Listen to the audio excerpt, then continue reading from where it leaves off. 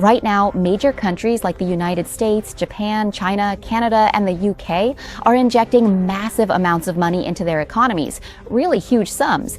So why do we need to know which countries are pumping money into the system and how much they're printing?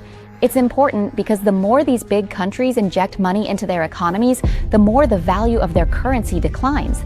The money we work so hard for, trading our time and effort to earn, loses its value as a result. It's losing its purchasing power, everyone.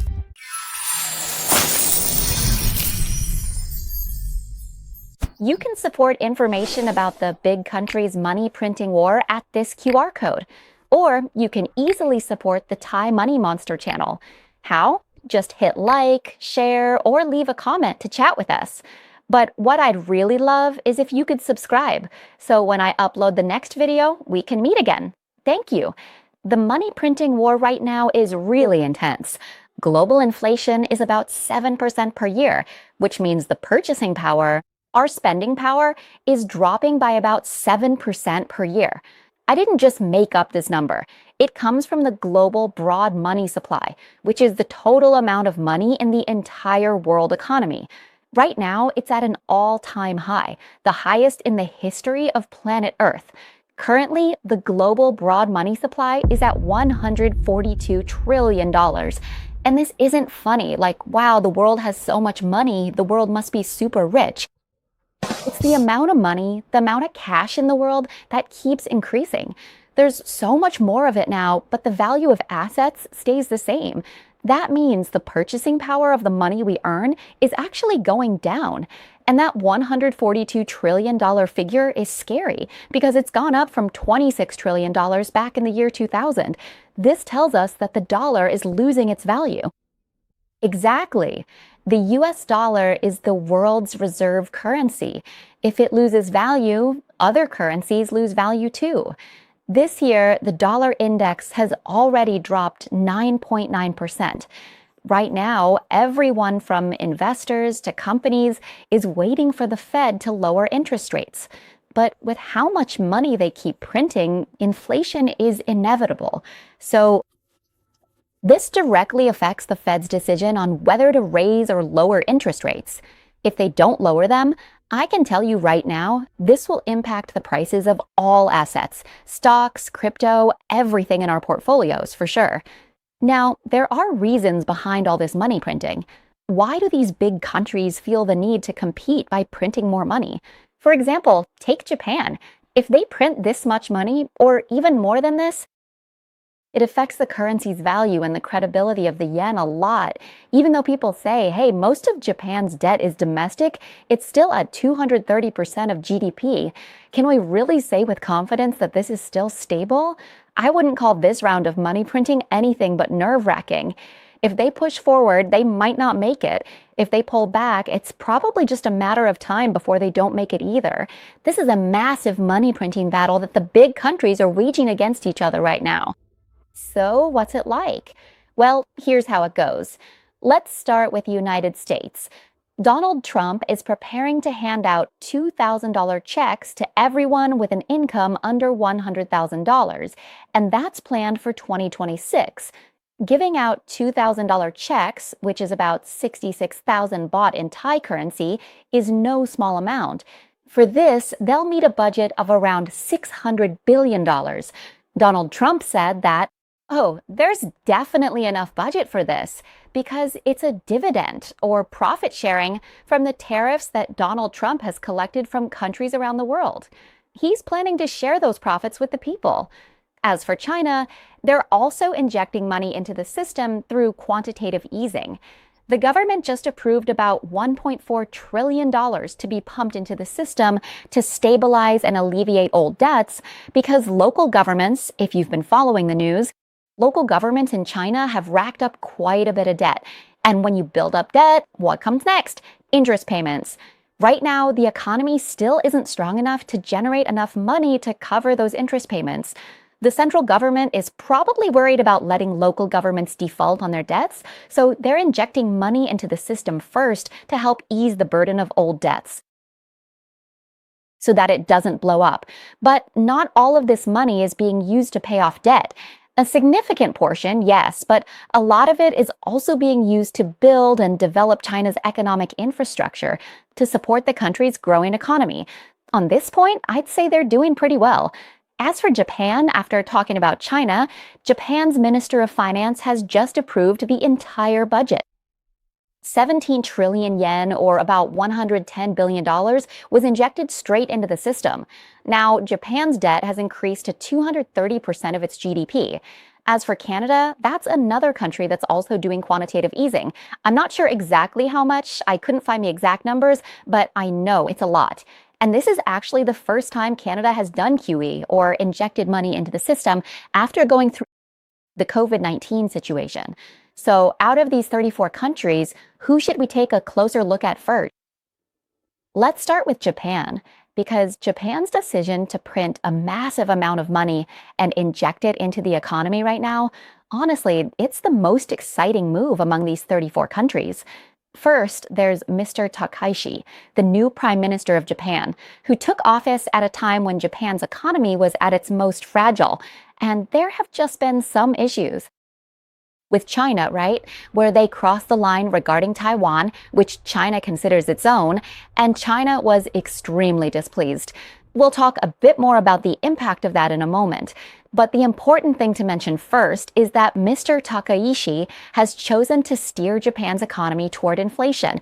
And there's a reason for that, even though the consequences of this decision could be quite risky. Mr. Sasaki Katayama, Japan's Minister of Finance, has just approved a pact to inject as much as 17 trillion yen, or about $110 billion, into the economy as a stimulus. The reason Japan needs to pump as much as $110 billion into its economy is because it's currently being affected by Donald Trump's tariff measures. They've already been hit hard. To understand this, we need to look back a bit. Japan's main source of income, its core industry, is the automotive industry, and the number one customer for Japanese cars is the United States.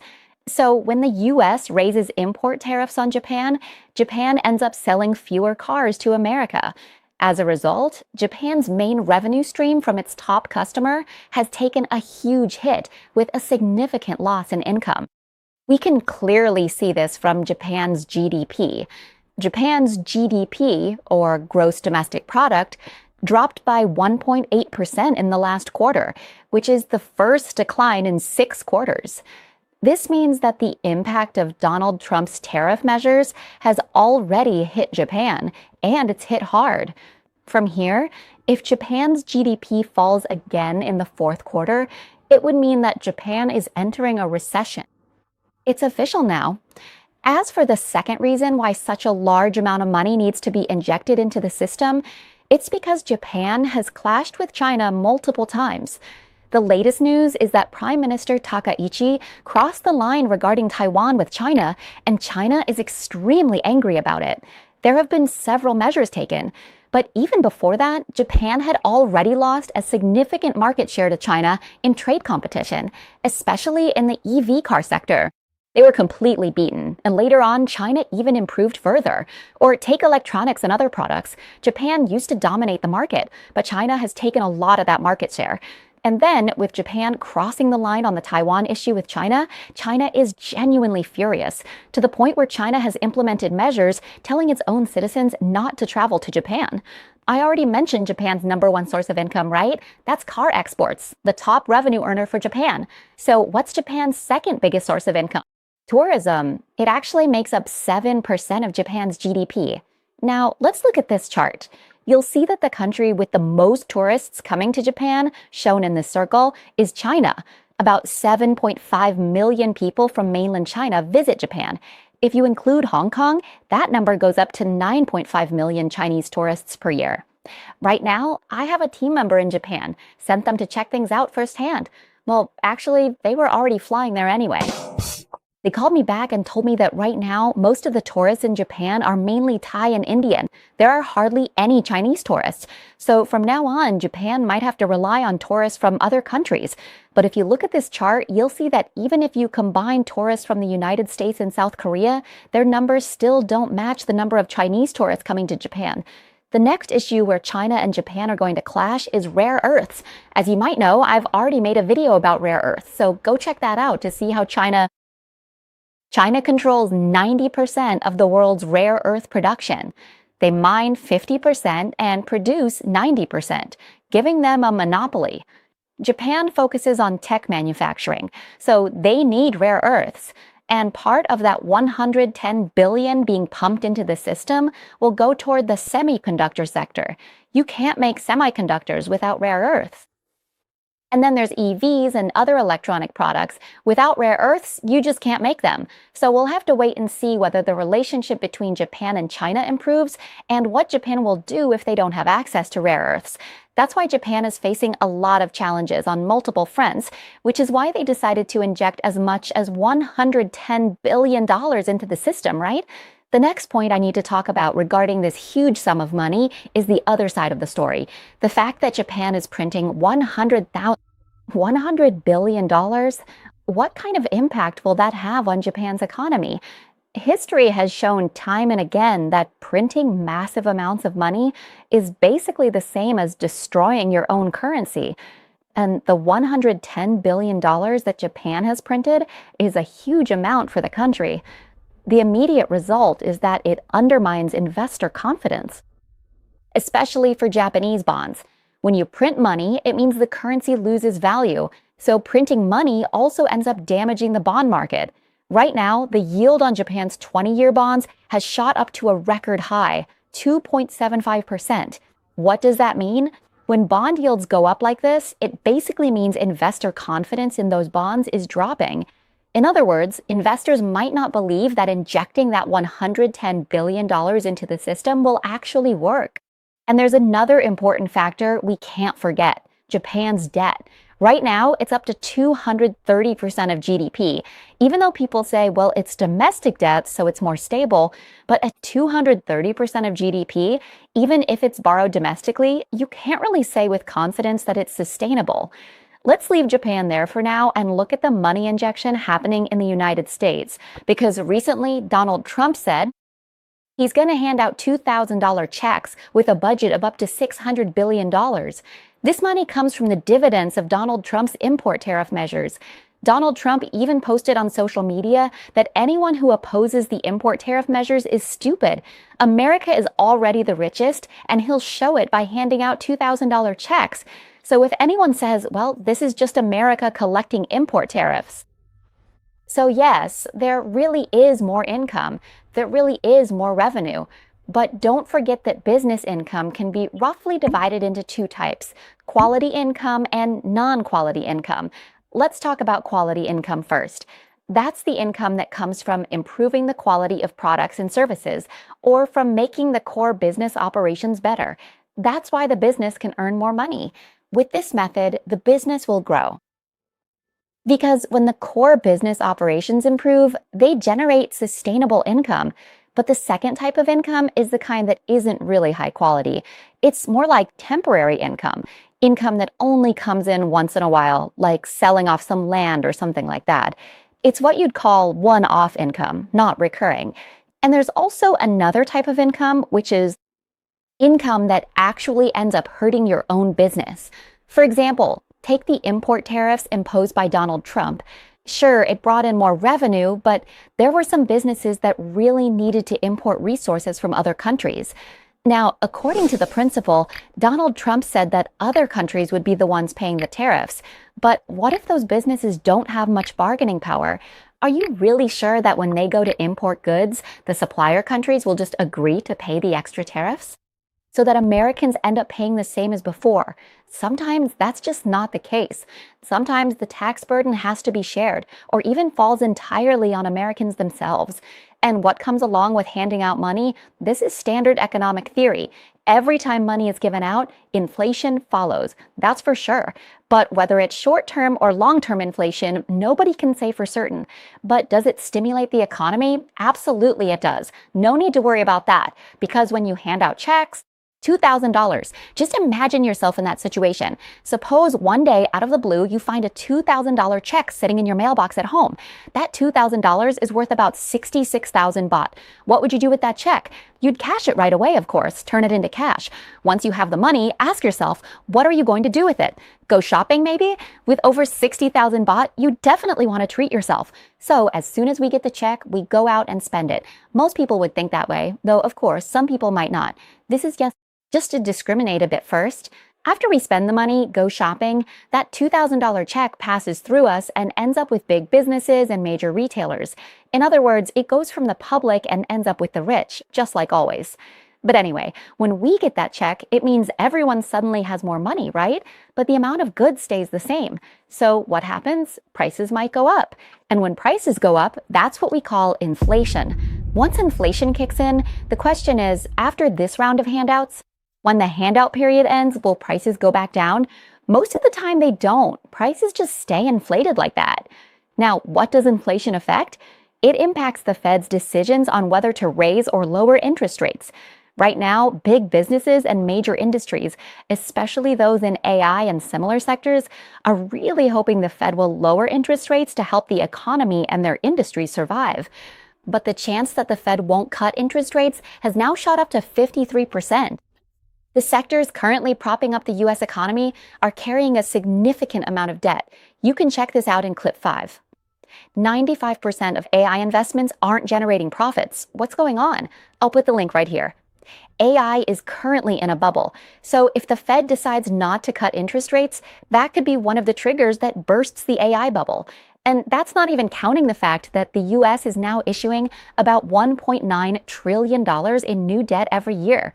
As for the budget, the U.S. government is running a deficit of over 6%, or about $1.8 trillion, along with a massive debt load, about $37 trillion, that no one really knows how they're going to pay back.